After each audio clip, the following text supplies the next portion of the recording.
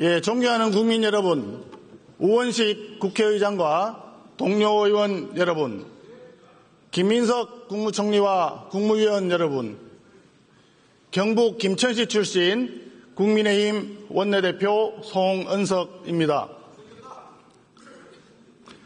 이재명 정부가 출범한 지 100일이 되어갑니다. 지난 100일은 한마디로 혼용무도, 어리석은 군주가 세상을 어지럽게 만든 시간이었습니다. 정치는 협치를 파괴하는 거대 여당의 폭주 속에 정치 특검을 앞세운 야당 탄압, 정치 보복만 있을 뿐입니다. 투자를 가로막고 일자리를 빼앗는 온갖 반기업, 반시장 정책으로 경제도 무너지고 민생도 무너지고 있습니다. 허상에 사로잡힌 굴욕적인 저자세 대북 정책으로 안보는 해체되고 있습니다. 내각 인사는 갑질과 표절, 투기와 막말에 참사였고, 파렴치범들의 광복절 사면은 국민 통합에 대한 배신이자 권력의 타락이었습니다. 영유아 폐행의 국정운영 100일을 목도하면서 쌓여가는 국민의 한탄과 원성을 들으면서 오만하고 위험한 정치 세력에게 국가 권력을 내준 우리 국민의힘의 과오가 더욱 한탄스럽습니다. 하지만 좌절하며 주저앉아 있지 않겠습니다. 이제 야당의 위치에서 이재명 정권의 폭정을 강력하게 비판하고 바로잡으면서 민생경제부터 확실하게 지켜내겠다는 약속을 드립니다.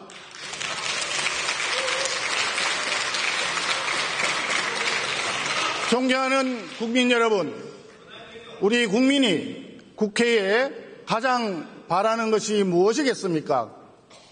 어려운 민생을 돌보면서 보다 나은 내일을 준비하는 것일 겁니다. 배려와 존중, 대화와 타협, 바로 상생의 정치를 하라는 것입니다.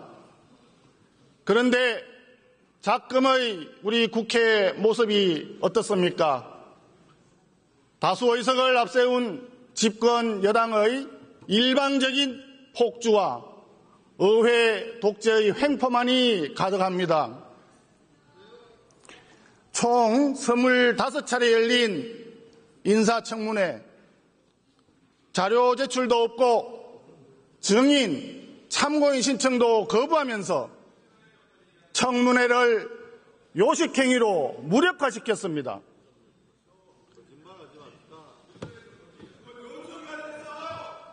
노란봉투법, 상법, 방송법과 같은 국가경제와 미래에 심대한 영향을 끼치는 쟁점 법안들도 일방적으로 강행 처리했습니다.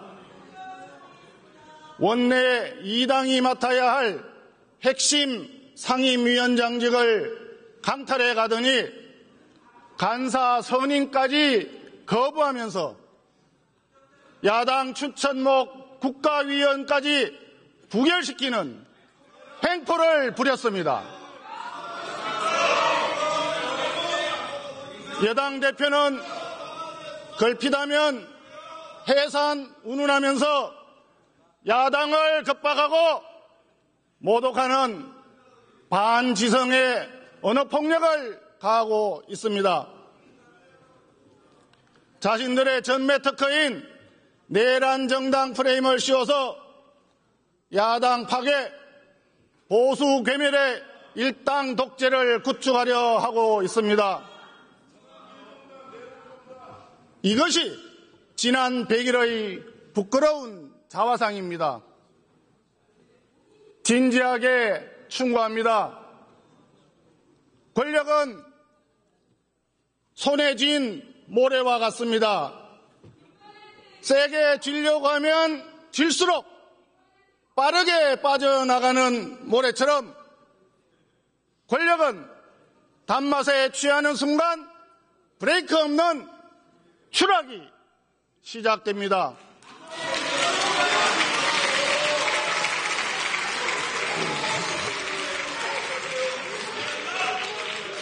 고맙습니다. 정권이 출범한 지 겨우 100일인데 왜 스스로 파멸의 절벽을 향해 가속 페달을 밟습니까? 일당 독재의 폭주를 멈추십시오. 무한 정쟁을 불러오는 선동과 협박의 정치를 중단하십시오. 국민을 위한 상식과 해법의 정치로 돌아오십시오.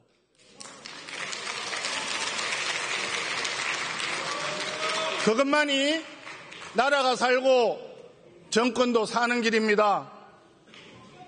존경하는 국민 여러분, 더불어민주당이 만들어 일방 통과시킨 3대 정치 특검은 이미 정치 보복의 도구로 전락했고 야당 탄압은 끝이 없습니다. 더불어민주당은 당내에 특검 대응 특위를 구성하고 아예 내놓고 특검 수사를 지휘하고 있습니다.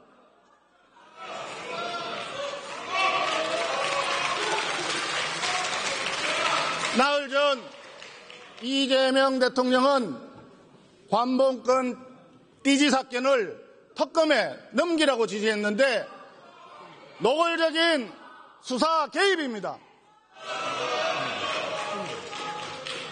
특검은 무차별적인 과잉 수사로 이에 화답하고 있습니다. 뚜렷한 증거도 없이 특검은 국민의힘 의원들의 의원회관, 지역구 사무실, 자택까지 닥치는 대로 압수수색을 계속하고 있습니다. 우리 당이 전당대회를 치르는 동안에 중앙당사에 들이닥쳐서 계좌번호까지 포함한 500만 당원 명부를 압수하려고 했습니다. 국회 본청에 있는 야당 원내대표실까지 밀고 들어오는가 하면 당 사무처 직원들의 핸드폰, 노트북, 차량, 여행 가방까지 대거 압수수색을 했습니다. 우리 당 일부 의원님들을 피의자로 소환장까지 발송했습니다. 독재국가에서나 벌어지는 정치폭력입니다. 정당 민주주의에 대한 말살책동입니다.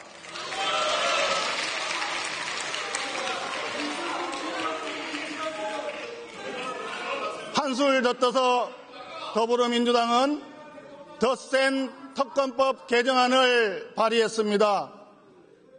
또한 서울시장을 비롯한 우리 당 소속 광역단체장 수사를 요구하고 있습니다. 실제로 일부 압수수색이 있기도 했습니다. 명백한 정치 보복, 정치 공작입니다. 우리 국민의힘은 일방적인 특검 확장에 동의할 수가 없습니다. 야당을 짓밟는 입법 폭주, 민주주의를 파괴하는 정치 보복에 단호하게 맞서 싸우겠습니다.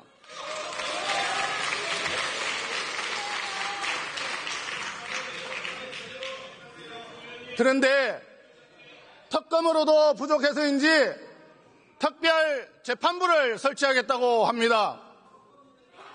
과거에 반민특위 특별재판부나 3.15 부정선거 특별재판부와는 달리 헌법적 근거도 없는 명백한 위헌입니다.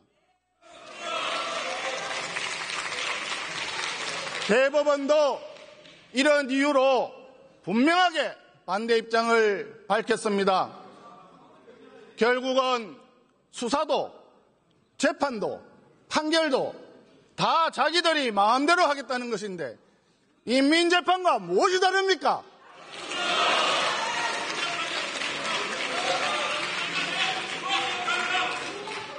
반면에 이재명 대통령의 5개 재판은 모두 중단시켰습니다. 국민을 위한 정치가 아니라 개인의 사법 리스크를 덮고 권력을 유지하기 위한 통치를 하고 있는 것입니다.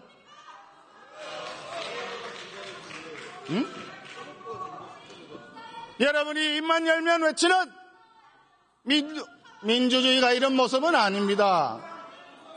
그럴 바에는 차라리 민주라고 하는 위선의 탈을 벗어 던지고 더불어민주당이 아니라 나홀로 독재당으로 당명을 바꾸십시오.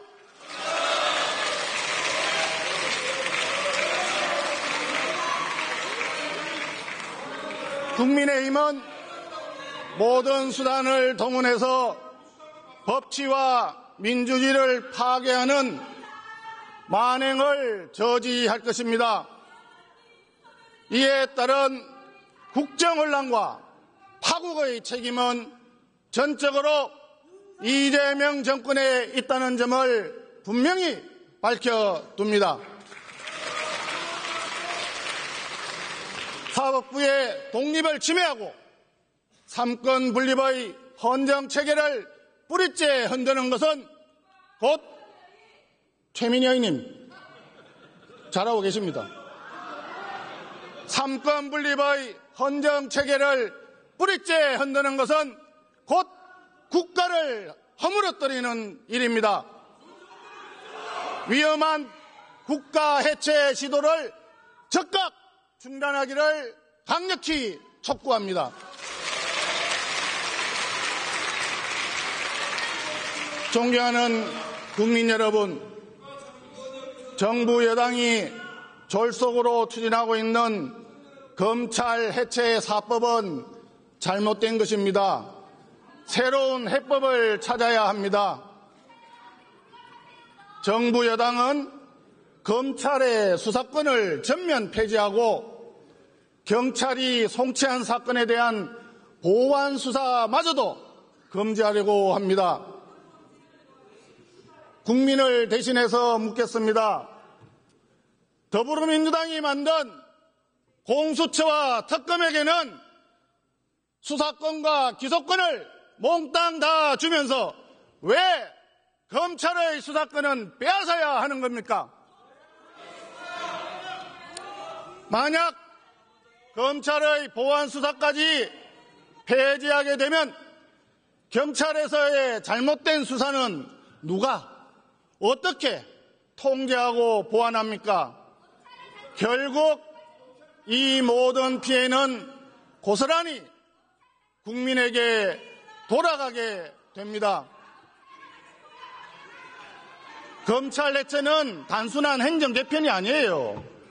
1949년 검찰청법 제정 이후 76년간 유지해온 대한민국의 형사사법 체계를 근본적으로 바꾸는 중대한 사안입니다. 이런 중대한 입법을 여야 합의도 없이 사회적 수기도 없이 국민의 동의도 없이 빨리빨리 속도로 몰아치는 게 말이 됩니까?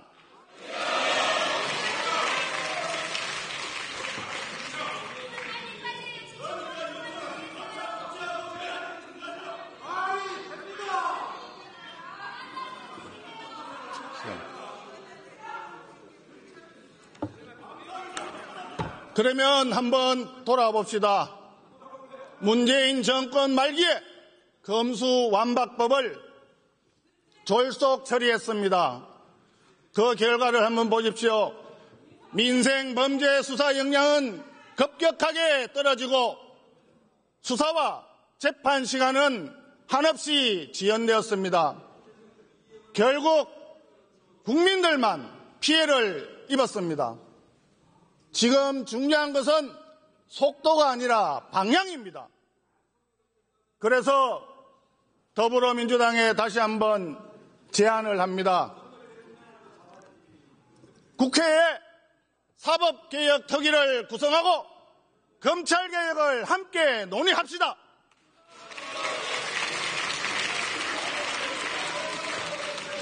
지금 본회의장에 계신 많은 의원님들이 호응해 주듯이 우리 국민의힘도 검찰개혁의 필요성에 동의합니다. 사회적 약자 보호를 최우선시하는 검찰개혁이 필요하다고 생각하고 있습니다. 이미 개혁의 방향과 중요 정책에 대한 밑그림은 마련되어 있습니다. 사개특위에서 여야가 함께 머리를 맞대고 책임 있는 검찰개혁 논의를 이어갈 것을 제안합니다.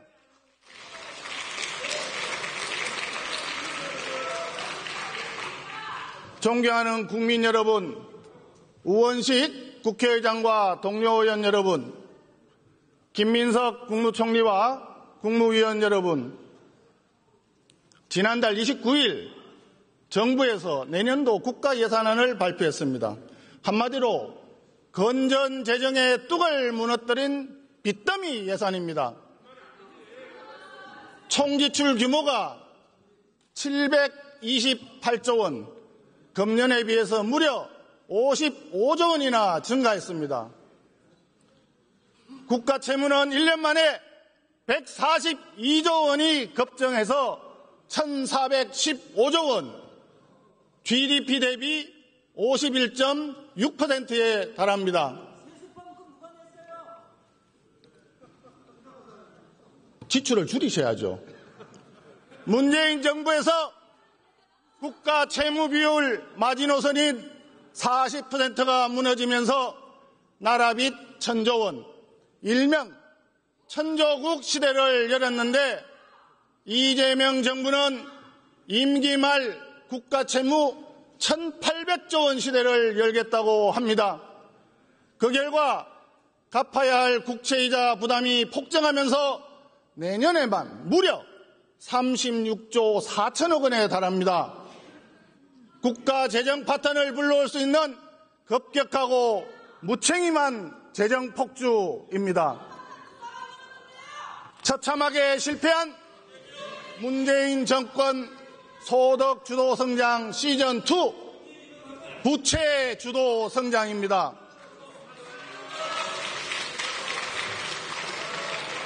나라 빚을 갚아야 할 미래 세대를 약탈하는 재정 폐륜입니다, 여러분.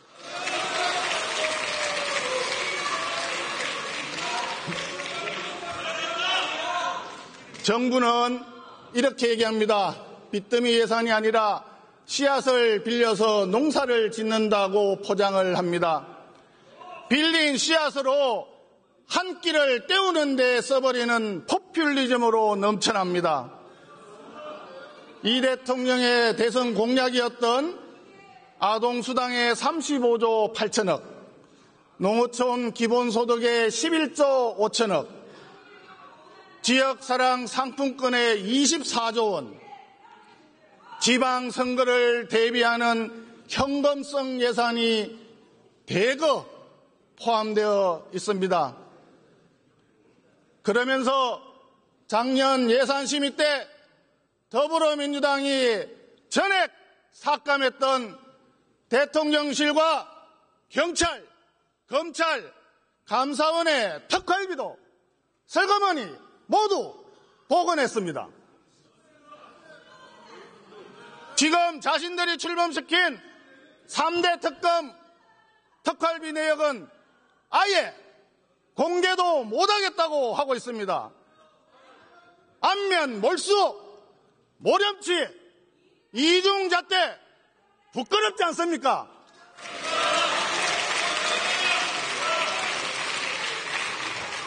설상가상으로 며칠 전 정부는 국가 채무 비율이 40년 후에는 GDP 대비 156%까지 폭등할 것이라는 전망을 내놓았습니다. 국가 재정에 지옥문이 열리고 있는 것입니다. 우리 국민의힘은 대한민국을 빚더미로 올려놓는 재정 폭주를 용납할 수 없습니다. 국회 예산 심사를 통해서 불효불급한 포퓰리즘 예산을 철저히 가려내겠습니다.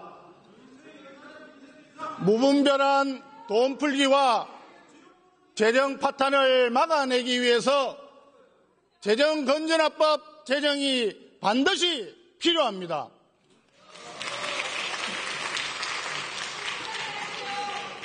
금년도 본예산 기준으로 법률에 따라 반드시 지출해야 하는 의무 지출 비중이 54.2%에 달합니다. 10년 전에 비해서 약 10%포인트나 상승한 것입니다. 이 때문에 AI, 로봇, 양자 컴퓨터와 같은 최첨단 전략기술 확보를 위한 과감한 투자에 큰 제약을 받고 있습니다. 이제는 새로운 환경 변화와 재정 수요에 맞춰서 예산을 재구조화할 때가 되었습니다. 백지에서 전면적으로 재검토해야 합니다. 따라서 모든 정부의 재정사업에 대한 예산 소요를 원점에서 재평가하는 제로베이스 예산 제도 도입을 제안합니다.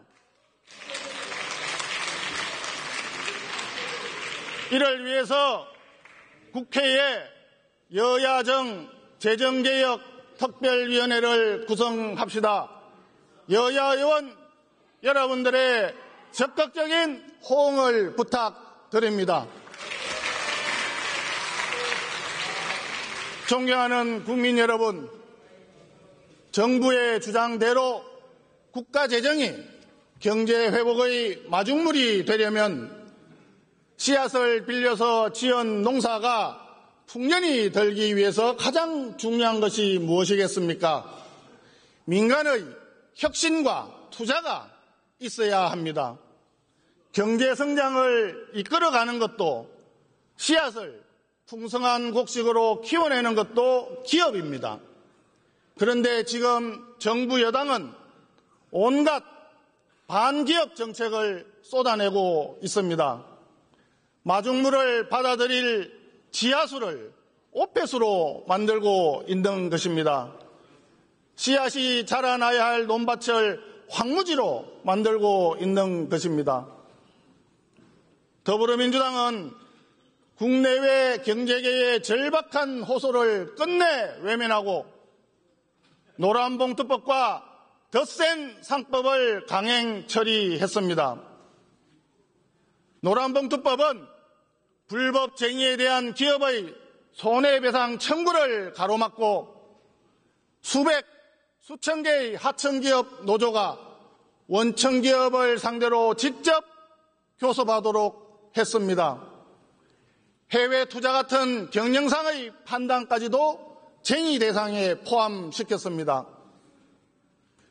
정부에서는 선진국에 맞춘다라고 설명을 하고 있지만 사실 왜곡입니다. 일반적으로 노조편에 서서 산업 현장의 불법 파업을 용인하는 선진국은 하나도 없습니다.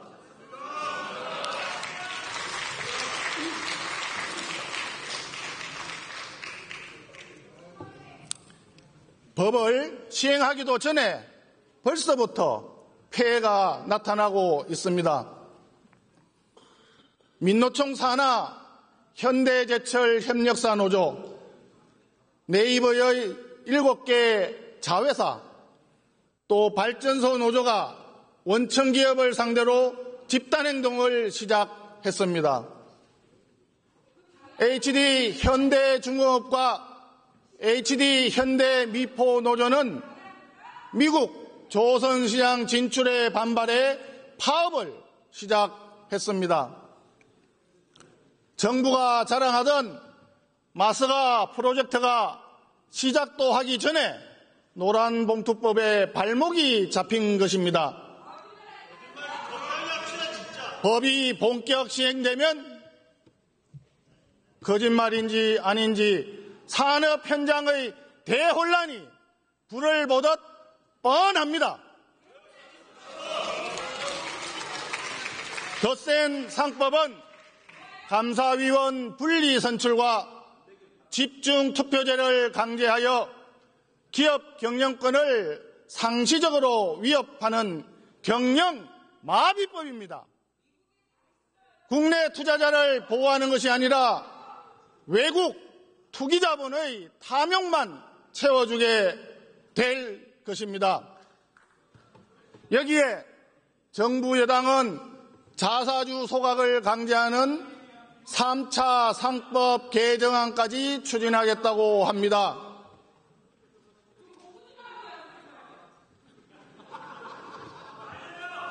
좋은 얘기예요.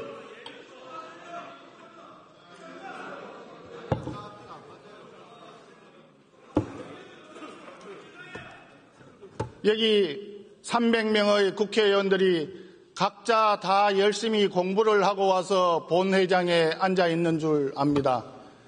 가뜩이나 기업 방어장치가 없는 우리 기업은 외국계 자본, 적대적 M&A에 무방비로 노출될 우려가 있습니다. 노란봉투법, 덧센 상법은 결국 한국에서 사업을 하지 말라는 기업 단두대법입니다. 투자를 죽이고 청년들의 일자리를 빼앗고 기업을 외국으로 내쫓는 자해적 경제정책입니다. 저는 이재명 대통령이 성공한 대통령이 되기 바랍니다. 이재명 대통령은 기업이 잘 되어야 나라가 잘 된다고 수없이 외쳐왔지만 국민의힘에서 기업을 위해 노력하는 것에 반의 반이라도 더불어민주당이 호응해주면 고맙겠습니다. 더불어민주당의 경제정책과 기업정책은 사실 국민을 기만하는 사탕 발림에 불과합니다. 우리 국민의힘에서는 기업과 국민의 피해를 최소화할 수 있도록 후속 보안 입법에 착수하겠습니다. 그 방향은 책임과 자율, 노와 사의 균형입니다. 노란봉투법은 사용자의 범위, 쟁의의 개념과 범위를 더욱 명확하게 해야 합니다. 다른 선진국처럼 노조의 파업에서 주요 사업장 점거를 금지하고 파업 기간 중 대체 근로를 허용하여 기업의 방어권을 강화해야 합니다. 이런 내용을 담은 공정노사법을 이미 발의했습니다.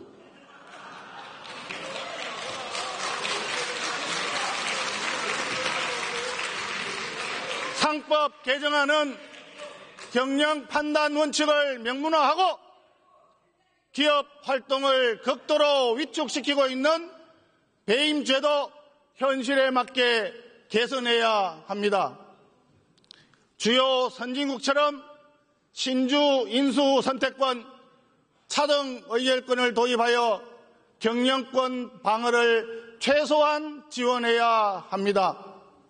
글로벌 추세에 발맞춰서 상속세와 법인세는 더욱 낮춰서 중산층과 기업의 과도한 세금 부담도 덜어주어야 합니다.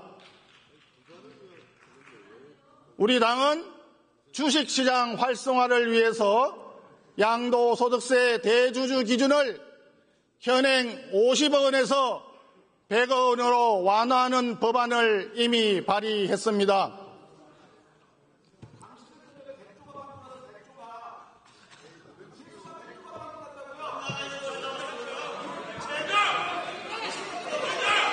본회의장에서 당신이라는 표현은 존경의 표현으로 이해합니다. 국정에 무한 책임이 있는 더불어민주당이 국가 경제를 조금이라도 생각한다면 후속 보완 조치 마련에 적극 호응해 주시기 바랍니다. 존경하는 국민 여러분, 지난달 더불어민주당은 방송 3법 개정안, 즉 방송연구장악법을 강행 처리했습니다. 이제 공영방송은 물론이고 민영방송인 YTN, 연합뉴스 TV까지도 더불어민주당과 민노총 언론노조의 소나기에 들어갔습니다. 공영방송을 어용방송으로 만드는 것은 정상적인 민주국가에서는 상상도 할 수 없습니다. 거짓 뉴스는 김어준 TV가 대표적인 사례이지요. 징벌적 손해배상 법안까지 도입한다고 합니다. 아예 언론의 비판 보도를 원천 봉쇄하겠다는 심보입니다. 민주주의를 지켜야 되는 소금이 되어야 할 언론을 정권의 사탕으로 만들어버리는 것입니다. 하지만 이재명 정권 명심하기 바랍니다. 견제와 비판이 무너지면 오만해진 권력도 함께 무너진다는 것이 동서고금 역사의 교훈입니다.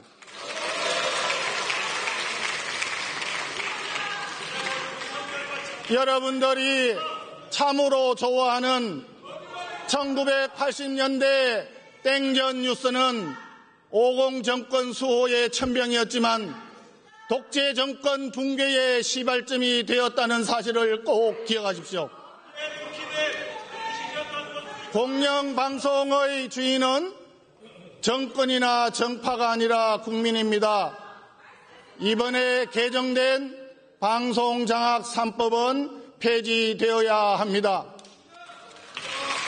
대신에 여야 공영방송 법제화 특위를 구성합시다. 원점에서 방송개혁 논의를 다시 시작할 것을 제안합니다.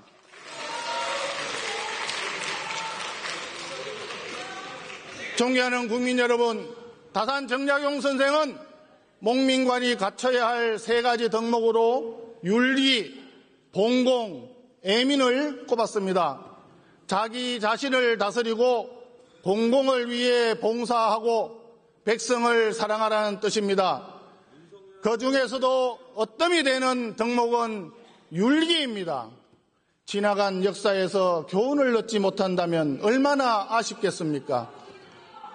이재명 정부의 인사를 살펴봅시다. 자기 자신 하나 제대로 다스리지 못한 인사들로 가득합니다. 결격 사유도 다양합니다. 갑질, 표절, 막말, 아부, 업무론자, 음주운전, 이해충돌, 부동산 투기, 차명 보유, 쪼개기 매입, 과태료 세금 연쇄 체납. 마치 부적격자 백과사전을 보는 것 같지 않습니까?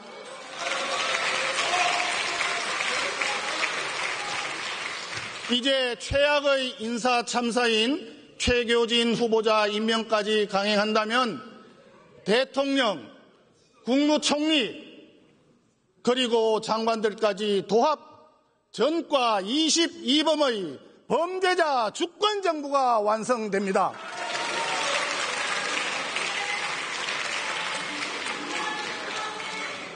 저서와 SNS를 한 번만 살펴봤어도 이진숙, 최교진 후보자, 최동석 인사혁신처장 지명은 없었을 것입니다. SNS에 나온다는 이유로 우리 당이 지명한 인권위원 후보를 부결시켰던 더불어민주당 아닙니까? 도대체 이재명 정권에서 인사검증 시스템이 완전히 무너진 것입니까? 아니면 인사검증이 아예 존재하지 않는 것입니까? 기본적인 검증조차 없다는 것이 도저히 납득이 안 됩니다. 그러다 보니까 성남라인 3인방이 밀실에서 인사를 전횡한다는 소문이 끊이질 않습니다. 극소수 최측근 중심의 밀실 인사 당장 중단하십시오. 공적인 인사 검증 시스템 다시 바로 세울 것을 요구합니다.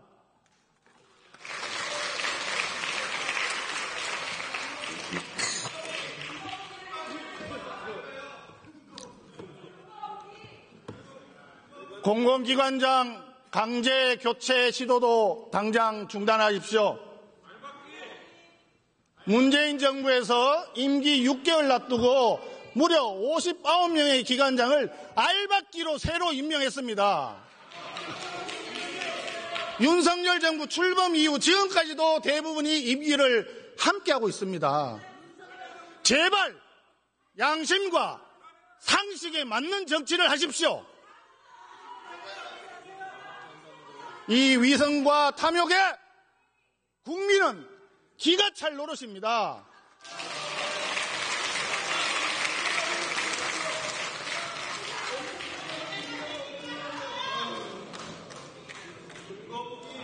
존경하는 국민 여러분, 우원식 국회의장과 국회의원 동료 여러분, 김민석 국무총리와 국무위원 여러분, 지난달 28일 열린 한미 정상회담은 얻은 것 없는 빈손 쭉정이 회담이었습니다. 이번 정상회담 결과 한국은 5천억 달러 규모의 대미 투자를 약속했습니다. 5천억 달러는 우리나라 GDP 대비 26.7%에 달하는 막대한 규모입니다. 일본의 대미 투자 5,500억 달러는 GDP 대비해서 13%, EU의 1조 3,500억 달러는 GDP 대비해서 6.9% 수준입니다. 여기에 비교해도 매우 과도하고 불평등한 부담입니다. 그런데 이처럼 엄청난 선물 보따리를 줬는데 무엇을 받아왔습니까? 자동차 관세 도대체 언제 15%로 낮아지는 겁니까? 쌀과 소고기를 비롯한 농산물 개방 정말 막았습니까? 3,500억 달러 투자 패키지 조정 도대체 어떻게 되었는지 국민은 알 길이 없습니다. 주한미군 역할 재조정을 비롯한 한미동맹 현대화에 대해서 왜 아무런 발표가 없습니까? 국민은 참으로 답답합니다.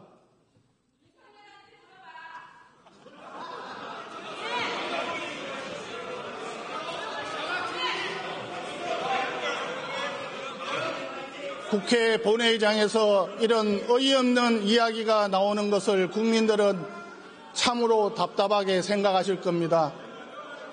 며칠 전에는 미국 조지아주 한국 공장에서 일하던 우리 근로자 300여 명이 수갑과 쇠사슬에 묶여 끌려 나갔습니다. 사상 초유의 외교 참사입니다. 자화자찬하던 정상회담 결과가 고작 이것이란 말입니까?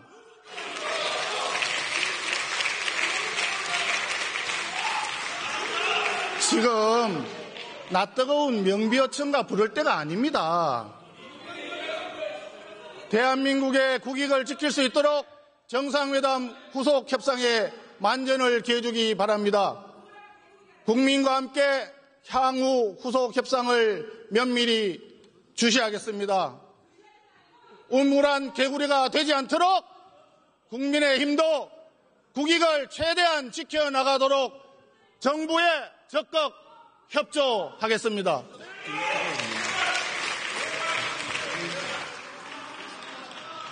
국가안보는 냉엄한 현실에서 출발해야 합니다. 이념적 환상이나 낭만적 감정, 국내 정치에 이용하려는 욕망이 개입하는 순간 실패로 끝날 수밖에 없습니다. 과거 김대중, 노무현, 문재인 정권의 일방적인 대북 지원, 결국 핵미사일의 고도화로 돌아왔습니다. 평화라는 공허한 구호, 무력 도발로 되돌아왔습니다. 문재인 대통령은 김정은의 한마디를 듣고 북한의 비핵화 의지가 확고하다면서 국제사회에서 대변인 노릇까지 자처했습니다. 그런데 어떤 결과를 가져왔습니까? 남북 공동연락사무소 폭파, 미사일 도발, 대화 단절로 끝났습니다. 그런데 무참하게 실패했던 그 길을 이재명 정권이 다시 가려 하고 있습니다. 심각한 것은 우리 스스로 무장 해제부터 하면서 일방적인 짝사랑을 펼치고 있다는 것입니다. 대북 전단 금지, 대북 확성기 방동 중단, 거기에 시설 철거, 한미 연합훈련 축소, 국제인권보고서 비공개, 여기에 더해서 국정원에서 50년간 끊기지 않고 운영해온 대북 방송 송출을 몽땅 중단했습니다. 대북 협상 카드로 써야 될 이런 조치들을 모두 포기하고 북한 정권의 비위를 맞추고 있지만 돌아온 것은 허망한 개꿈, 더러운 족속, 이런 조롱과 멸시뿐입니다. 그런데도 이재명 대통령은 9.19 군사합의 복원까지 선언하면서 우리 스스로 안보를 해체하겠다고 합니다. 최근 이재명 대통령이 밝힌 3단계 비핵화론이 만약 북한의 핵무기 보유 인정을 전제로 한 구상이라면 한반도 안보에 지각 변동을 가져올 매우 위험한 발상입니다. 이재명 정권에 촉구합니다. 같은 일을 반복하면서 다른 일을 기대하는 것은 미친 짓이다. 아인슈타인의 말을 들려드립니다. 문재인 정권의 과오를 반복하지 마십시오. 국격도 자존도 내팽겨친 굴욕적인 저자세를 버리십시오. 정권 취적을 위한 평화쇼의 허상에서 깨어나십시오.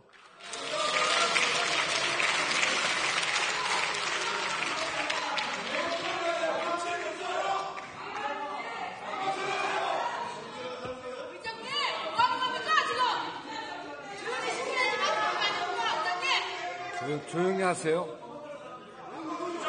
더불어민주당의 열화와 같은 호응에 감사드리면서 한 번 더 말씀드립니다. 지금 대한민국에 필요한 것은 당당하고 실질적인 대북 억지력 강화입니다.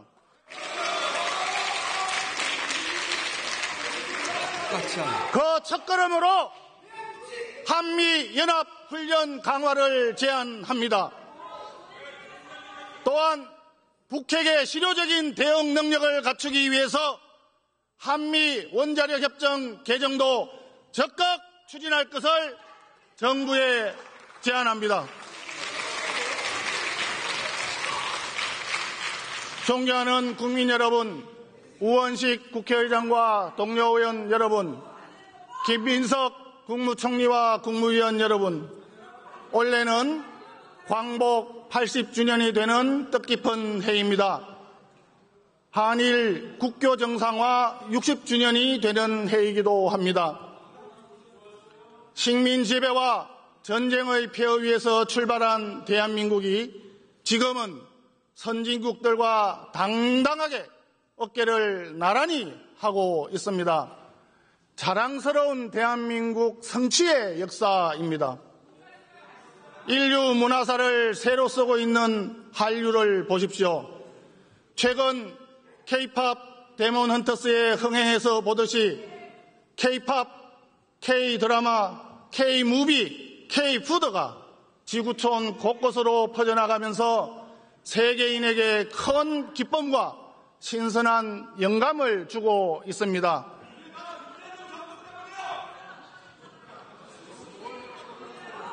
존경하는 우리 김구 선생님이 그토록 염원했던 높은 문화의 힘으로 세계의 중심에 우뚝 서고 있습니다.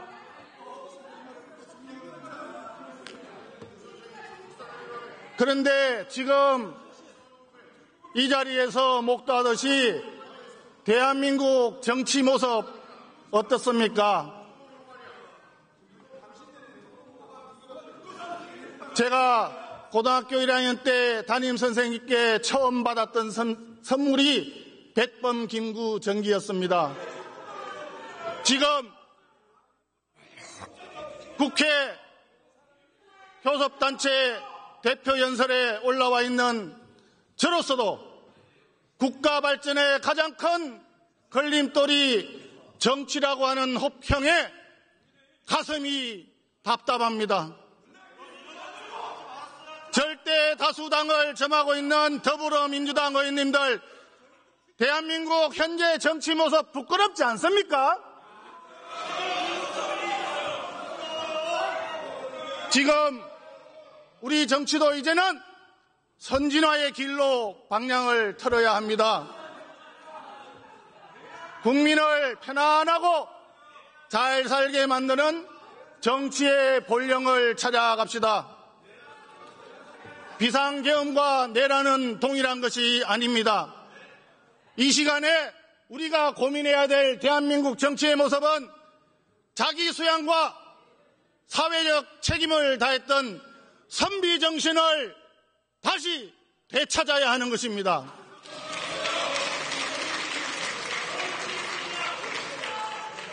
동료 의원 여러분께 호소합니다. 지금보다 좀 더 깨끗하고 좀 더 정직하고 좀 더 반듯한 정치를 만들어 봅시다. 그렇게 하기 위해서 존경하는 이재명 대통령과 더불어민주당에 촉구합니다. 손에 들고 있는 망치를 내려놓으십시오.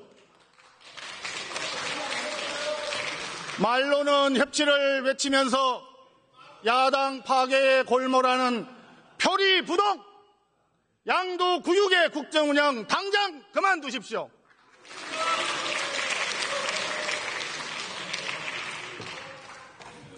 여러분에게 위임한 국가 권력은 특정 정파나 정권이 아니라 국민을 위해 쓰라고 주어진 것입니다. 시급한 국가적 당면 과제 해결에 주체하지 못할 그 막강한 힘을 사용하십시오. 한번 돌아보십시다. 금년도에 0.9%로 예상되는 성장률 어떻게 회복할 것입니까? 세계에서 가장 빠르게 진행되고 있는 저출산 고령화 어떻게 극복할 것입니까? 청년층과 미래 세대를 위협하는 연금 구조개혁 어떻게 할 것입니까? 시시각각 지역의 생존을 위협하고 있는 지방 소멸에 대한 대책을 어떻게 세울 것입니까? 양극화 문제는 또 어떻게 해소할 것입니까? 국가 사회를 지탱하는 허리인 중산층은 또 어떻게 육성할 것입니까?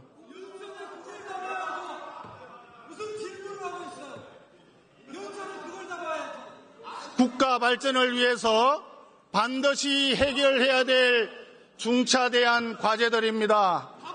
하지만 어느 것 하나 쉽지 않습니다. 이 문제에 대한 답은 집권 여당과 정부에서 내놓아야 합니다.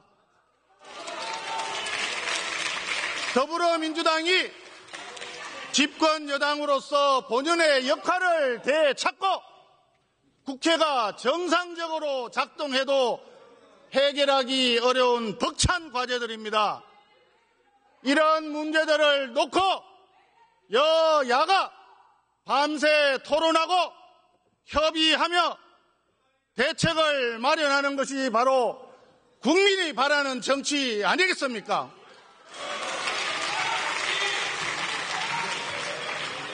다행히도 이틀 전에 대통령과 여야 대표가 만나서 여야 민생협의체 구성에 합의를 했습니다. 이제 남은 것은 실천입니다. 우리 국민의힘은 협치할 준비가 되어 있습니다. 정책적 대안도 가지고 있습니다. 어떤 선택을 하느냐는 집권 여당에 달려 있습니다. 절대 다수를 점하고 있는 더불어민주당은 본인들이 결정만 하고 선택을 한다면 못할 게 없습니다. 왜 이런 국가적 난제에 대해서 힘을 쓰지 않는 것입니까? 존경하는 국민 여러분, 우리 국민의힘은 소수이지만 새로운 각오로 다시 출발하겠습니다. 이재명 정권의 반민주, 반경제, 반통합의 국정 운영을 바로 잡겠습니다. 야당을 파괴하는 일당 독재의 폭거에는 단호하게 대응하겠습니다. 집권 여당보다 먼저 민생을 살피면서 유능한 정책 정당으로 거듭 나겠습니다.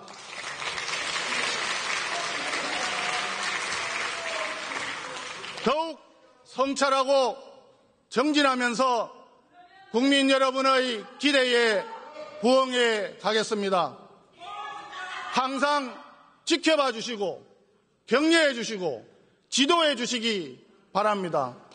경청해 주셔서 감사합니다.